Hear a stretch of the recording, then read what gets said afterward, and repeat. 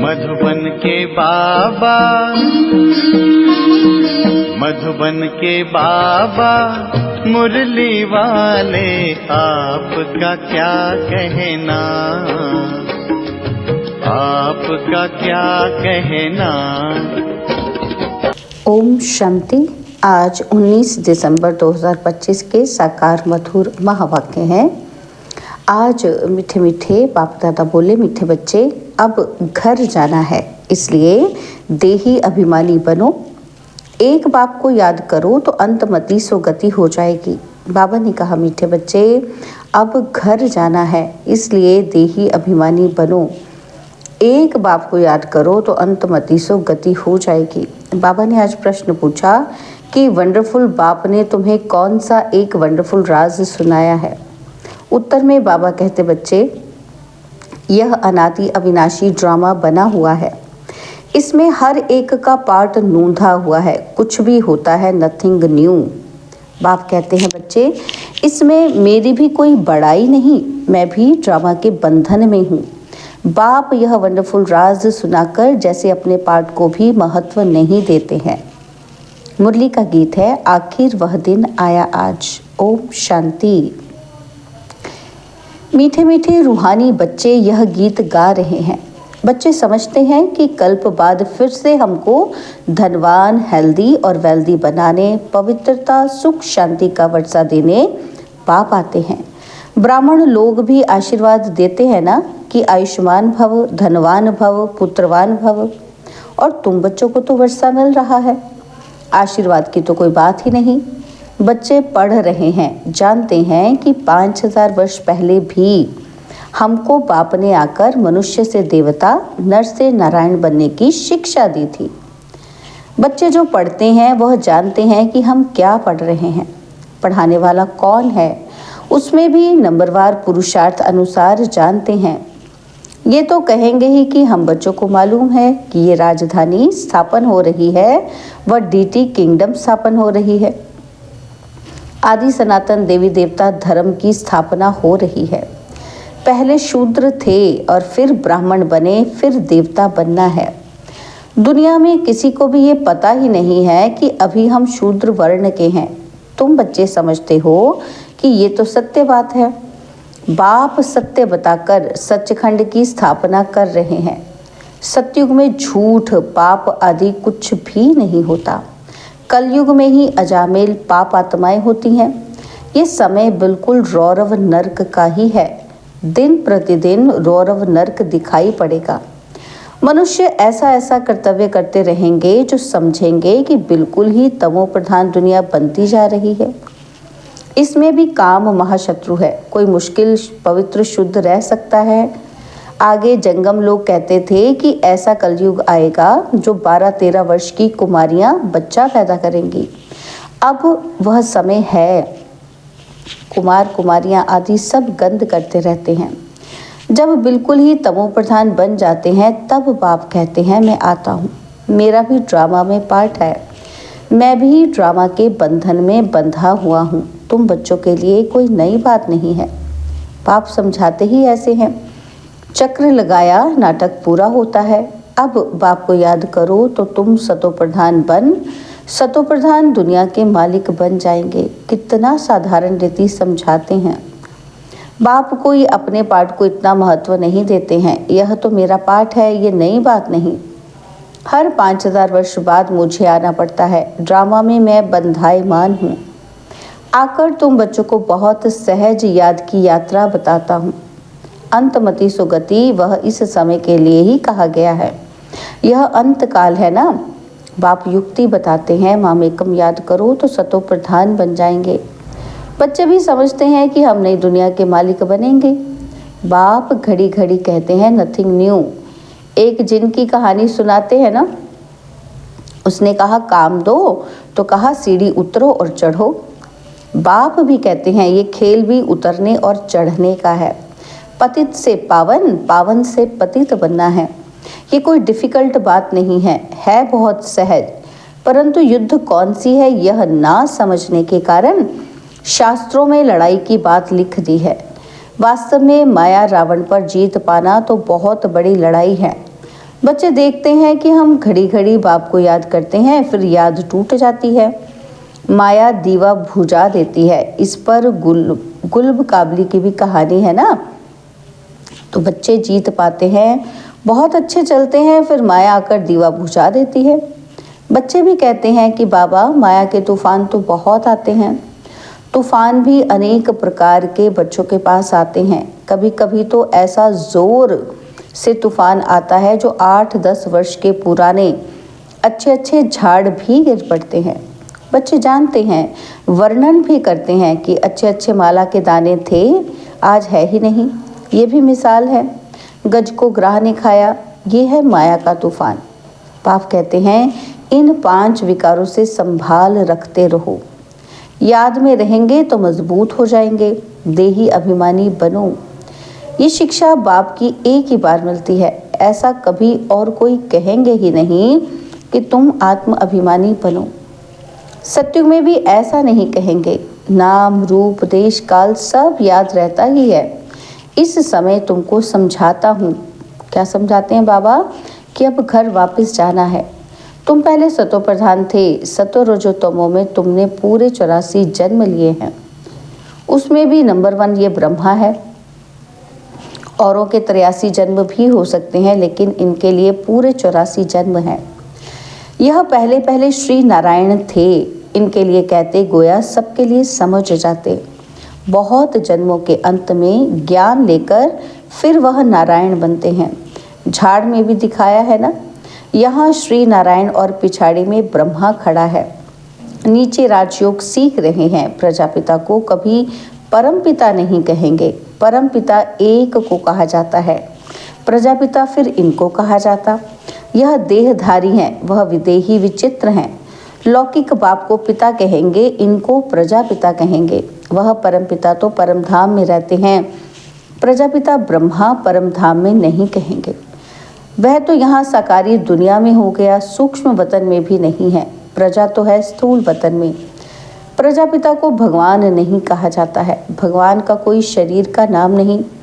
मनुष्य तन जिस पर नाम पड़ते हैं उनसे वह न्यारा है। आत्माएं वहाँ रहती हैं तो स्थूल नाम रूप से न्यारी हैं, परंतु आत्मा तो है ना। साधु संत आदि सिर्फ घर बार छोड़ते हैं, बाकी दुनिया के विकारों के अनुभवी तो है ना। छोटे बच्चे को कुछ भी पता नहीं रहता, इसलिए उनको महात्मा कहा जाता है। 5 विकारों का उनको पता ही नहीं रहता, इसलिए छोटे बच्चे को पवित्र कहा जाता है। इस समय तो कोई पवित्र आत्मा हो नहीं सकती। छोटे से बड़ा होगा फिर भी पतित तो कहेंगे ना। बाप समझाते हैं कि सबका अलग अलग पार्ट इस ड्रामा में नूंधा है। इस चक्र में कितने शरीर लेते हैं, कितने कर्म करते हैं, जो सब फिर रिपीट होना है। पहले पहले आत्मा को पहचानना है। इतनी छोटी आत्मा में 84 जन्मों का अविनाशी पार्ट भरा हुआ है। यही है सबसे वंडरफुल बात। आत्मा भी अविनाशी है, ड्रामा भी अविनाशी है, बना बनाया है। ऐसे नहीं कहेंगे कि कब से शुरू हुआ। कुदरत कहते हैं ना, तो आत्मा कैसी है, ये ड्रामा कैसे बना हुआ है, इसमें कोई कुछ भी नहीं कर सकता। जैसे समुद्र अथवा आकाश का अंत नहीं निकाल सकते, यह अविनाशी ड्रामा है। कितना वंडर लगता है। जैसे बाबा वंडरफुल ज्ञान, वैसे ज्ञान भी बड़ा वंडरफुल है। जैसे बाबा वंडरफुल, वैसे बाबा का ज्ञान भी बड़ा वंडरफुल है। कभी कोई बता ना सके, इतने सब एक्टर्स अपना अपना पार्ट बजाते ही आते हैं।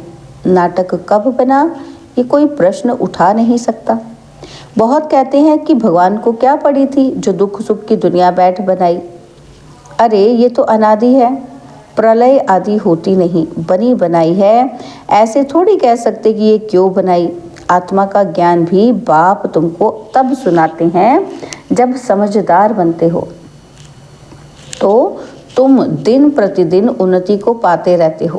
पहले पहले तो बाबा बहुत थोड़ा थोड़ा सुनाता था। वंडरफुल बातें थी, फिर भी कशिश तो थी ना, उसने खींचा।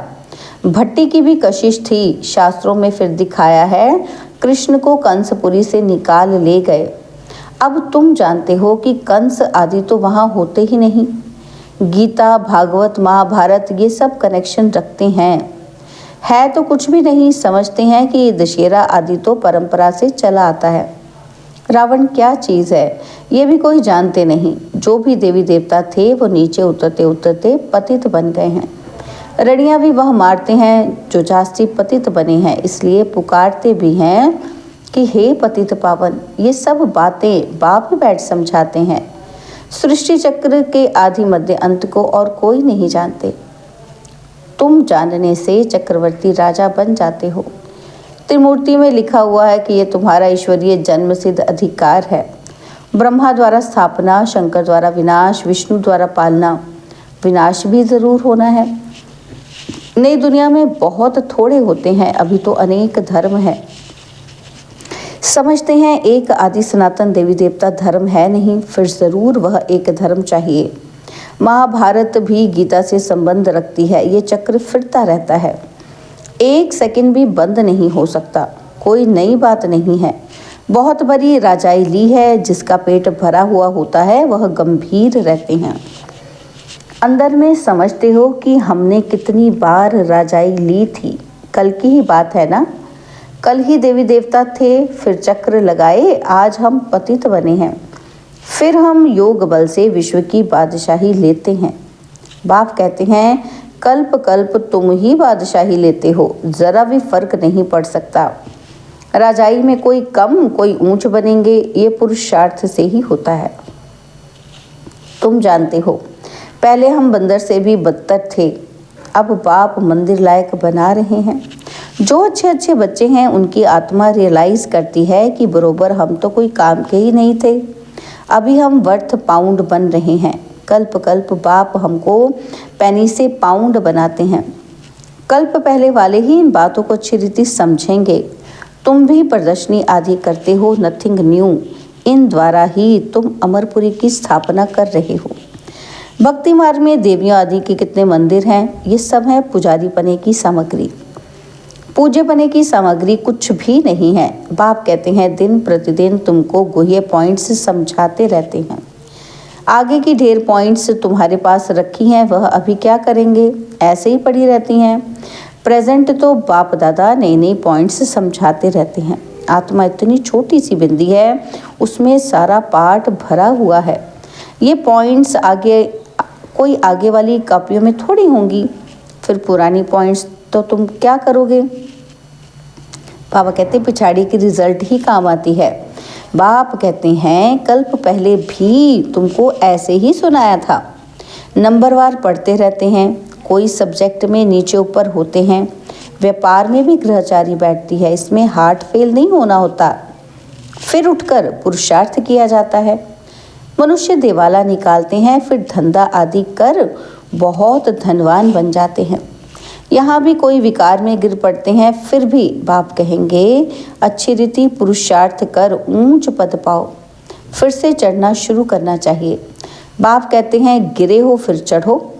ऐसे बहुत हैं, गिरते हैं तो फिर चढ़ने की कोशिश करते हैं। बाबा मना थोड़ी करेंगे। बाप जानते हैं ऐसे भी बहुत आएंगे। बाप कहेंगे पुरुषार्थ करो, फिर भी कुछ ना कुछ मददगार तो बन जाएंगे ना। ड्रामा प्लान अनुसार ही कहेंगे। बाप कहेंगे अच्छा बच्चे अब तृप्त हुए, बहुत गोते खाए, अब फिर से पुरुषार्थ करो। बेहद का बाप तो ऐसे ही कहेंगे ना। बाबा के पास कितने आते हैं मिलने। कहता हूँ बेहद के बाप का कहना नहीं मानेंगे, पवित्र नहीं बनेंगे। तो बाबा कहते बाप आत्मा समझ आत्मा को कहते हैं तो तीर ज़रूर लगेगा।